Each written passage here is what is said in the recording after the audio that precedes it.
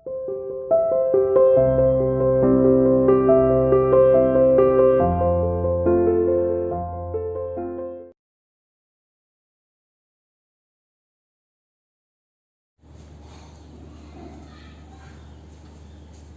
to CI International School online classes. Hello students, how are you? Hope you are fine.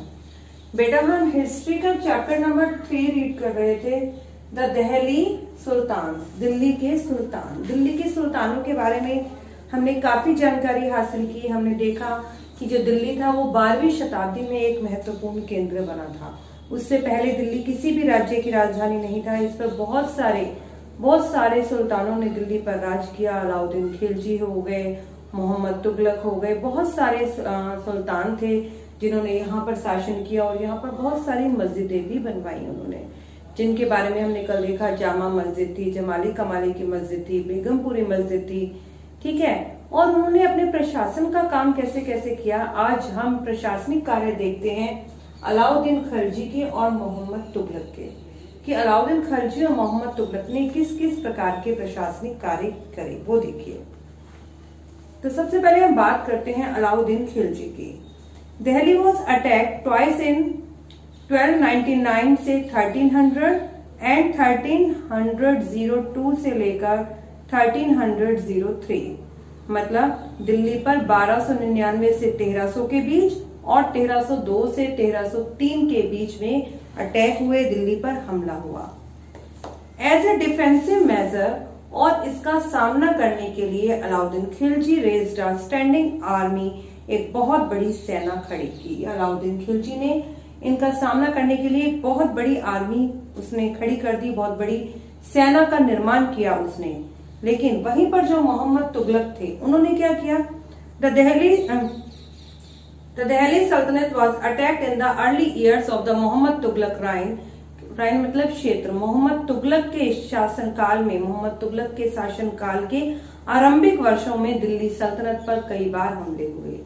The Mongol army was defeated, मंगोलों की army हार गई, ठीक है। Mohammad Tughlaq was confident about the strength of his army, और वहीं पर जो मोहम्मद तुगलक थे वो अपनी सेना की स्ट्रेंथ पर, अपनी सेना की पावर पर उन्हें बहुत कॉन्फिडेंस था। And resources to plan an attack on Transoxiana, और उन्हें अपने संसाधनों पर भी बहुत कॉन्फिडेंस था। इन सब को देखते हुए उसने ट्रांसआक्सनिया पर आक्रमण करने की योजना बना ली। He therefore raised a large standing army, और फिर उसने इसके लिए एक बड़ी आर्मी स्थापित की। मतलब जहां पर अलाउद्दीन खिलजी ने अपने राज्य की सुरक्षा के लिए एक बड़ी आर्मी का सामना किया, वहीं मोहम्मद तुगलक ने क्या किया, एक दूसरी जगह पर आक्रमण करने के लिए, मतलब ट्रांसआक्सनिया पर आक्रमण करने के लिए बड़ी सेना खड़ी कर ली। Alauddin constructed a new garrison town named Siri for his soldier. Alauddin Khilji ने जहां पर एक नए गैरिसन टाउन का निर्माण किया जिसका नाम था सिरी फॉर हिज सोल्जर्स, अपने सैनिकों के लिए, ठीक है। अपने सैनिकों के लिए इसने एक नया नगर बसाया जिसका नाम था सिरी, ठीक है। और वहीं पर मोहम्मद तुगलक ने क्या किया, rather than constructed a new garrison town, एक नया गैरिसन टाउन बसाने की बजाय, the oldest of the 4 cities of Delhi, Delhi के 4 पुराने शहरों में से जो दिल्ली कोहाना थी जगह, वॉज एम्पटेड टू हिज रेजिडेंट, वो वहां पर रहने वाले लोगों से खाली करवा ली गई। And the soldiers garrison there, और उसे सैनिकों की छावनी बना दिया गया। The resident of the old city were sent to the new capital of Daulatabad in the south, और इस सिटी में रहने वाले जितने भी लोग थे उन्हें दक्षिण में बसाई गई नई राजधानी दौलताबाद भेज दिया गया। मतलब इन्होंने अपनी राजधानी भी शिफ्ट की, ठीक है। जहां पर अलाउद्दीन खिलजी ने दूसरे आक्रमणों से बचने के लिए अपनी सेना को स्ट्रॉन्ग बनाया, वहीं मोहम्मद तुगलक ने दूसरे लोगों पर आक्रमण करने के लिए अपनी सेना को स्ट्रॉन्ग बनाया। मोहम्मद तुगलक बहुत कॉन्फिडेंट था अपनी सेना को लेकर। जहां अलाउद्दीन खिलजी ने अपने सैनिकों के लिए गैरिसन टाउन बसाया, वहीं पर मोहम्मद तुगलक ने गैरिसन टाउन बसाने की बजाय दिल्ली एक कोहाना की जगह खाली कर वहां पर अपने सैनिकों के लिए जगह बना दी, और वहां पे रहने वाले जो लोग थे उन्हें नई सिटी, नई जो कैपिटल थी दौलताबाद, वहां भेज दिया। The soldiers had to be fed, जहां पर सैनिकों को पेट भरने की जरूरत थी। पेट तो भरना ही था सैनिकों ने। This was done through the produce collected as tax from the land between the Ganga and Jamuna. तो गंगा और यमुना का जो दोआब था, गंगा और यमुना के बीच की जो जगह थी, उस जमीन से टैक्स को कलेक्ट कर कर इस काम को पूरा किया गया। उस जमीन से कर इकट्ठा किया गया। द टैक्स वॉज फिक्स, और टैक्स फिक्स था कितना, at 50% of the peasants yield, किसानों की उपज का 50%, मतलब किसान जितना भी उत्पादन करता था उसका 50% उन्हें देना पड़ता था। और वही बात करते हैं मोहम्मद तुगलक की। Produce from the same area was collected as tax feed the army, उसी एरिया से जहां पर सैनिक रह रहे थे उसी एरिया से कर को कलेक्ट किया गया और आर्मी के लिए खाद्य चीजों की पूर्ति की गई। But to make the expenses of maintain such a large number of soldier the sultan leave additional tax, लेकिन इतनी बड़ी सेना उसने खड़ी कर दी, उसके लिए इतना भोजन इकट्ठा करना, इतनी खाद्य सामग्री इकट्ठी करनी बहुत ज्यादा महंगा था ये सब काम। इसके लिए सुल्तान ने लीव एडिशनल टैक्स, उनके ऊपर कुछ एक्स्ट्रा टैक्स लगा दिए। This coincide the famine in the area, जिसके कारण उस एरिया के अंदर फेमाइन यानी अकाल पड़ा। ठीक है, अब बात करते हैं हम अलाउद्दीन खिलजी की। The soldiers had to be paid, soldiers को पे भी करनी थी, सोल्जर्स को वेतन भी देना था, सैलरी भी देनी थी। Alauddin chose to pay his soldiers salary in cash rather than iqta. Alauddin Khilji ने अपने सैनिकों को इक्ता देने की बजाय उन्हें नकद पेमेंट दी, नकद पैसे दिए उन्हें। The soldiers would buy there supplies from the merchant इन दिल्ली, जो उसके सैनिक थे वो अपनी जरूरी सामानों को दिल्ली के व्यापारियों से खरीदते थे। And it was such fear the merchant would raise the price, और इसलिए ये डर रहता था कि कहीं व्यापारी अपनी चीजों की कीमत बढ़ा देंगे भाई कीमत, इस चीज का डर था। टू स्टॉप दिस, और इस चीज को रोकने के लिए कि व्यापारी अपनी कीमत ना बढ़ाएं, Alauddin control the price of the good in Delhi. Alauddin ने दिल्ली में जो सामान थी उसकी कीमतों पर नियंत्रण किया। Price were carefully survived by the officer, उसके ऑफिसर्स के द्वारा उन कीमतों का अच्छे से निरीक्षण किया गया। And merchant who did not and the merchants who did not sell at the prescribed rate were punish, और वो मर्चेंट, वो व्यापारी जो राज्य द्वारा प्रिस्क्राइब किए गए रेट पर उन सामान को नहीं बेचते थे, उन्हें पनिश भी किया गया, उन्हें दंड भी दिया जाता था। वहीं पर जो मोहम्मद तुगलक था, उन्होंने क्या किया, Mohammad Tughlaq was also paid his soldiers cash salary. जैसा अलाउद्दीन खिलजी ने अपने सैनिकों को वेतन कैश में दिया, वैसे ही मोहम्मद तुगलक ने भी वेतन कैश में दिया। But instead of controlling price, लेकिन उसने प्राइस पर कंट्रोल नहीं किया। He used a token currency, उसने एक नई टोकन करेंसी चला दी। Somewhat like present paper currency, जो आज के कुछ कागज के नोटों की तरह है। But made out of the cheap metal, लेकिन वो बहुत ही सस्ते मेटल से बनी थी। नॉट गोल्ड एंड सिल्वर, सोने और चांदी की नहीं बनी थी।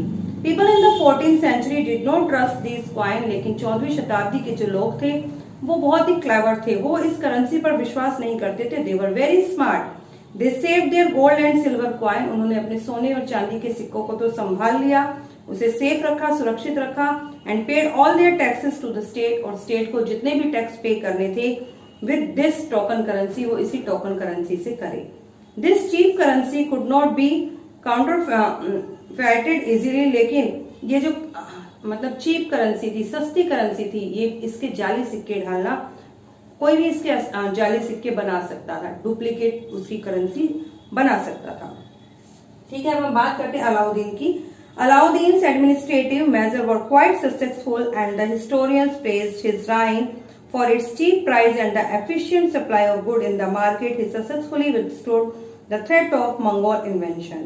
कह रहे कि अलाउद्दीन खिलजी के प्रशासनिक कदमों की, जो भी उसने अपने प्रशासन को आगे बढ़ाने के लिए काम किए, उसकी बहुत सक्सेसफुल रहे उसके सारे प्रशासनिक कदम, और इतिहासकारों ने बहुत प्रशंसा भी की उसके शासन की, कि उसने अपने शासन काल में चीजों की कीमत को कम करा और पूरी तरीके से मार्केट में जो भी सामान था उसकी सप्लाई भी पर्याप्त थी।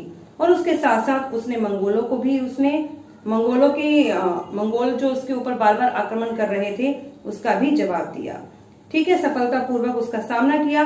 वहीं जहां पर मोहम्मद तुगलक थे, उन्होंने क्या किया, Mohammad Tughlaq administrative measure were a failure. Mohammad Tughlaq का प्रशासनिक जितने भी कदम थे वो लगभग फेल रहे। जैसे टोकन करेंसी चलाई, तो क्या हुआ, लोगों ने सोना चांदी सेफ रख लिया और जाली सिक्के बनाकर उन्होंने दिया, जिससे राजा को बहुत नुकसान हुआ। His campaign into Kashmir was disaster, उसने जो कश्मीर पर युद्ध करने का जो अभियान बनाया he then gave up his plan, लेकिन बाद में उसने अपने इस प्लान को हटा दिया। टू इन्वेड द ट्रांसओनिया ट्रांस आक्सनिया, मतलब जब कश्मीर पर उसका जो कश्मीर पर आक्रमण करने का जो उसका अभियान था, जब वो सफल नहीं हुआ तो उसने ट्रांस आक्सनिया पर जो मतलब ट्रांस आक्सनिया पर जो अटैक करने का जो प्लान बनाया था वो भी उसने छोड़ दिया। ही डिसबैंडेड हिज लार्ज आर्मी, उसने अपनी इतनी बड़ी आर्मी जो उसने बड़ी खड़ी की थी उसको उसने डिसबैंडेड कर दिया, खत्म कर दिया। Meanwhile the administrative measure created complication, जिसके कारण उसके प्रशासनिक कार्य में बहुत सारी मुश्किलें आई। He shifted of the people of Daulatabad were resented, और जितने भी लोग दौलताबाद भेजे गए थे, राजधानी चेंज की थी, वो क्या थे, वो जो दौलताबाद भेजे गए वो खुश नहीं थे, ठीक है। उन्हें फिर खुश नहीं थे तो क्या किया, उसने अपनी राजधानी से उन्हें वापस बुलाया उस जगह पर। He raising of tax and famine in the Ganga Yamuna belt, और उसने टैक्स बढ़ा दिए जिसके कारण गंगा और यमुना के क्षेत्र में अकाल पड़ गया। And led to the widespread rebellion, जिसके कारण वहां पर एक बहुत बड़ा विद्रोह हुआ। And finally the token currency had to be recalled, और फाइनली अंत में टोकन करेंसी को वापस ले लिया गया, ठीक है। In this list of Mohammad Tughlaq failure we sometime got that for his first time in his history of sultanate a Delhi sultan planned a campaign to capture Mongol territory. करे इतनी सारी असफलताओं के बावजूद भी, अगर हम सारी असफलताएं काउंट कर ले मोहम्मद तुगलक की, तो भी हम कभी कभी भूल जाते हैं कि दिल्ली सल्तनत के इतिहास में ऐसा पहली बार हुआ कि किसी ने मंगोलों के एरिया को जीतने का प्लान बनाया। Unlike Alauddin defence measure, Mohammad Tughlaq measures were concept as a part of military offence against the Mongol, और वहीं पर जहां पर अलाउद्दीन खिलजी अपनी प्रतिरक्षा पर था, मतलब उसने अपने सेना की, अपने राज्य की सेफ्टी के लिए सेना खड़ी की थी, वहीं पर मोहम्मद तुगलक ने मंगोलों के विरुद्ध एक बहुत बड़ी सेना खड़ी कर उसको ही हराने की कोशिश की। अब हम बात करते हैं the sultanate in the 15th and the 16th century की 15वीं और 16वीं शताब्दी में सल्तनत, ठीक है। देखिए, look at the table 1 again. यदि हम टेबल 1 को देखें, टेबल 1 वो थी जिसके अंदर सभी शासक दिखाए गए थे। You will notice that after the Tughlaq, the Sayyid and the Lodi dynasty ruled from the Delhi and Agra until 1526. आप ये देखेंगे कि तुगलक वंश के बाद वहां पर सैयद और लोधी वंश के शासकों ने शासन किया दिल्ली और आगरा पर 1526 ईस्वी तक। By then, Jaunpur, Bengal, Malwa, Gujarat, Rajasthan and the entire South India had independent ruler who established flourishing state and prosperous capital. और उसके बाद राजस्थान और जो पूरा का पूरा साउथ इंडिया था, वहां पर कई स्वतंत्र राज्य, कई स्वतंत्र शासक थे जिन्होंने अपना वहां पर राज्य स्थापित किया, और उनकी राजधानियां भी बहुत प्रॉस्परस थी, बहुत प्रगतिफुल थी, मतलब प्रगतिशील थी वहां पर। This was also the period which saw a emergence of new ruling groups, और उसके साथ साथ आप देखेंगे कि उस काल के अंदर बहुत सारे नए शासक भी उभरे, like Afghan and the Rajput, जैसे कि अफगान और Rajput. Some of the state established in this period were small. इस काल में जो बहुत सारे, इस शासन काल के अंदर या इस पीरियड में बहुत सारे स्टेट एस्टैब्लिश हुए, छोटे राज्य एस्टैब्लिश हुए, बट पावरफुल, लेकिन वो बहुत शक्तिशाली थे, एंड एक्सट्रीमली वेल एडमिनिस्ट्रेटेड, और उसके अंदर प्रशासनिक कार्य भी बहुत अच्छा था। Sher Shah Sur started his career as a manager of a small territory for his uncle in Bihar, जहां पर शेरशाह सूर ने 1540 से 1545 तक राज्य किया था। उसने अपने करियर की जब शुरुआत की तो उसने अपने चाचा के लिए मैनेजर का काम किया था बिहार में। And eventually change and defeated the Mughal emperor Humayun, लेकिन फिर उसने मुगल जो एम्परर थे, जो मुगल सम्राट थे हुमायूं को उसने मतलब चैलेंज किया और उसे हराया भी।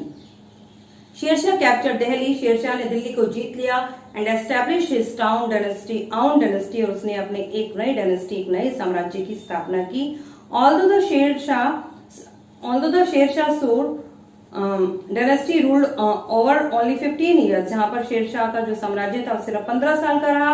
It introduce N administration that borrowed elements from the Alauddin Khilji and made them more efficient. उसने वहीं पर अपने प्रशासनिक कार्य में जितना भी काम किया वो सब अलाउद्दीन खिलजी के शासनकाल से मिलता है, जिसके कारण उसने बहुत ही प्रभावशाली काम किए।